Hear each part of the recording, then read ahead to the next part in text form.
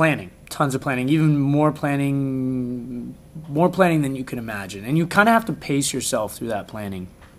And I'm talking about before even pre-production. I'm talking about, I always take the script and I have a book and I start to kind of literally write and draw all the shots in the movie in this big book, and then little shot maps, and then while I'm doing that process, I'm thinking about movies that kind of inspire this moment or what I would like it to feel like. And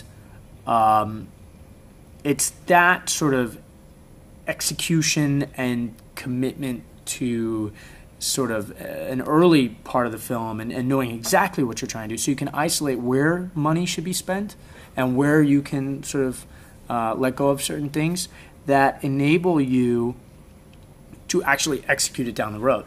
And if you've thought about it that much in advance and you've committed that much of your mind at that point, then when things get frazzly and stuff gets out of control when you're shooting, which always happens, you're able to go visit by just pulling out that book or pulling out those boards that you have, whatever it is you have.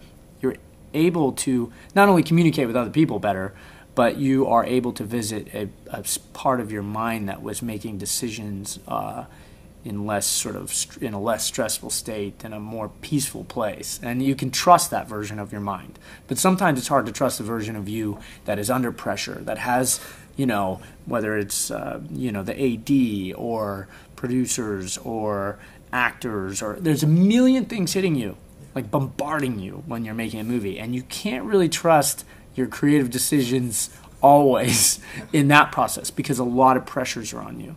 So you have to trust the earlier version of you that went through the film very calmly, maybe 4 hours a day for months and months and months, and really do that. And when you have a ton of money, you can afford to make certain mistakes. But when you don't have a ton of money and you're trying to make something that feels bigger, you need to blueprint that, and you need to be an architect about it.